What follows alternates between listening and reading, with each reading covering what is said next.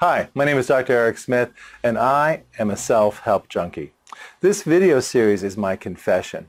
I started actively looking into self-help products when I was 12 years old, and over the course of the next 30 years, I spent thousands of dollars on self-help books, seminars, videos, DVDs, and coaching. I practiced the law of attraction, creative visualization, positive affirmations. I thought, and yet still grew poor. I took ropes challenge courses and endless sessions of goal setting. I'm even a certified firewalk instructor. And while all that money was well spent, it did not help me to overcome the core issues which limit the action that I was willing to take to improve my life. That did work, however, to make me feel better while I languished in my own mediocrity. I'm here to share with you what happened to me when I realized that pretty much all of the self-help products on the market are just recycled propaganda and wishful thinking that emerged in our culture around 1902. You see, after trying system after system and keep having the same problems, in fact, my problems even got worse to the point where I was disillusioned, heartbroken, and even suicidal. Problems with money, problems with food, problems with health, problems with sex, problems with relationships, problem with engaging with the world without being controlling and manipulative, they all had domination over me. I believe that our lack of success all stems from their core relationship to human fundamentals. We all need food and health. We all need relationships and sexual relationships. We all need money and power. Consequently, self-help systems are constantly being focused on our relationships to food, sex, and money, or a combination of the three. They seem to promise you that you'll be able to have a seven-figure income while working 4 hours a day, or a week even, and have the body and health of a pro athlete, which will be good as you attract your soulmate for endless nights of passion.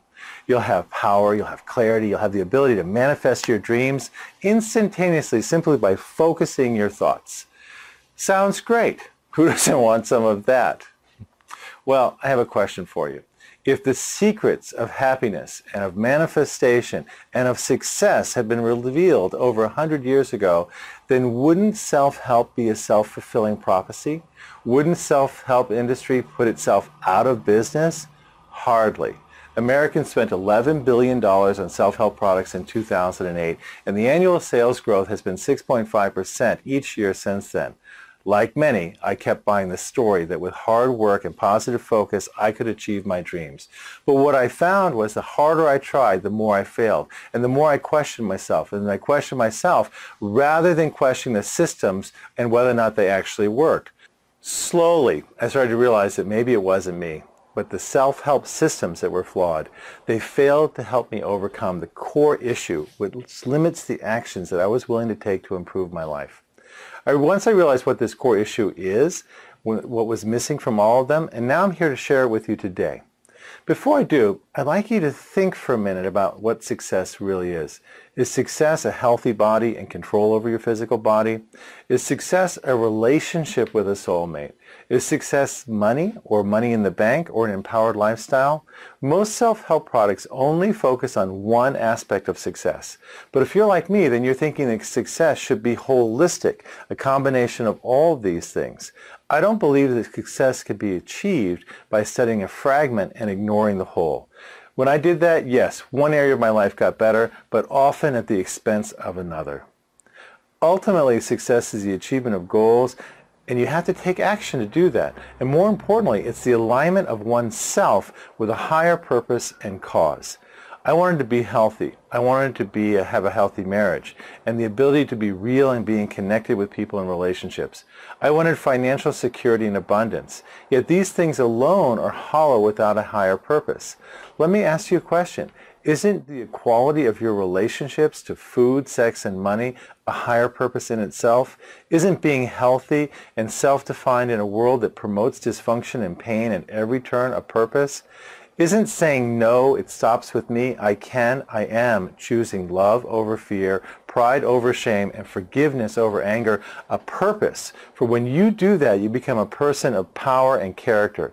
You can start to apply your resources and skill to whatever social cause you want to align yourself with.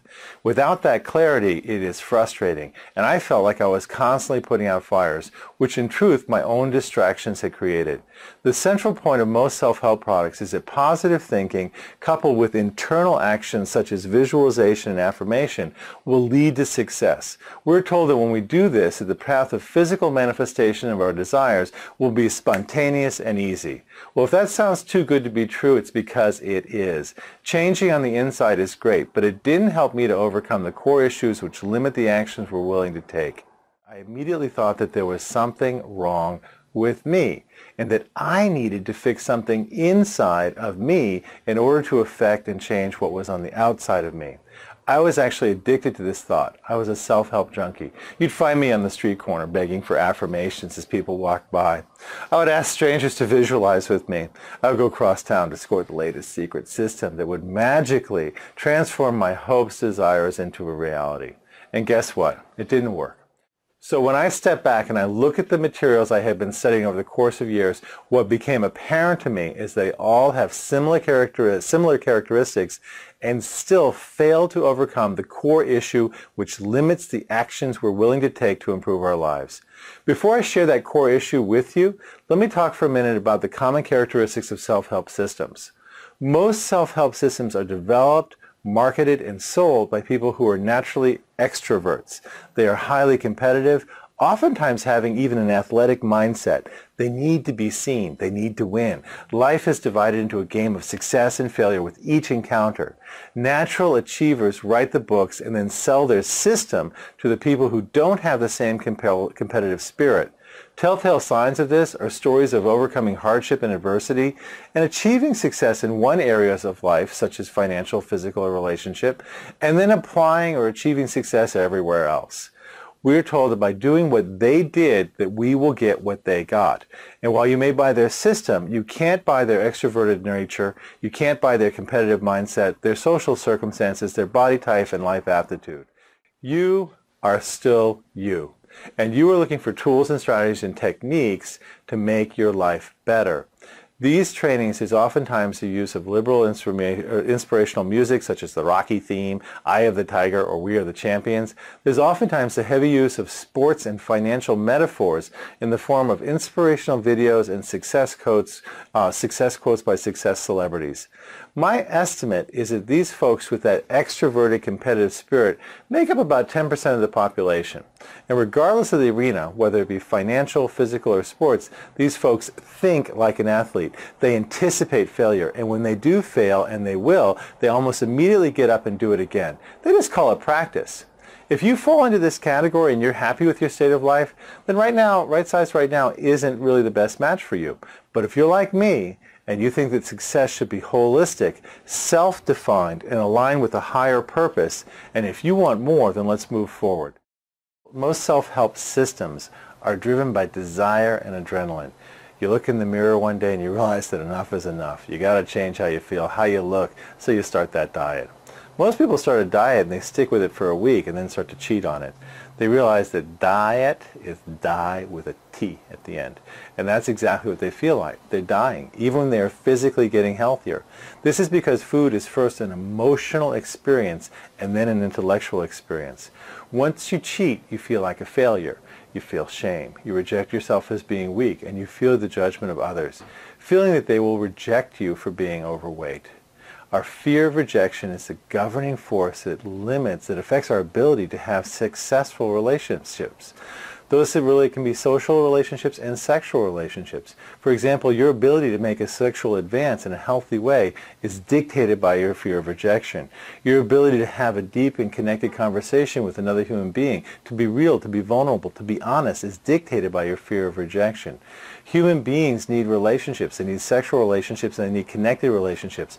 Yet our fear of rejection causes most of us to try and control those relationships, leaving them superficial, painful, and dysfunctional.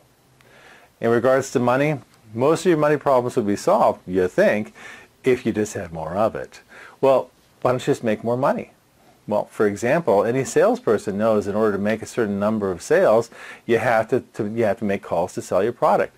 The salesperson with that competitive spirit laced with a little adrenaline barely notices each rejection because they are focused on the goal of making the sale. Does that sound like you? Intellectually, you may say yes, but 90% of you will get stuck in the emotional response to the rejection. For 90% of us, when we make a call and we get rejected, we immediately feel a barrage of negative emotions. We feel stress, we feel anxiety, we feel like a failure, we wonder why life has to be so hard, and then we turn to seek relief from our feelings in the form of, gosh, I wonder what's in the refrigerator, or I gotta go home and turn the TV on, or God, I need a drink. Okay? We seek relief from our feelings by doing something that removes ourselves from our negative emotions. You do this long enough and you perpetuate addiction and a victimized state. Our ability to deal with negative emotions in effective and empowering ways is the core issue which limits the action we're willing to take to improve our lives. This is the missing piece that self-help systems fail to teach. Holistic success is about being able to face adversity, rejection, fear of failure, being able to deal with those emotions in healthy ways that builds esteem and resiliency within all areas of your life. We stop being fragmented. We stop feeling like victims. We stop denying our emotions.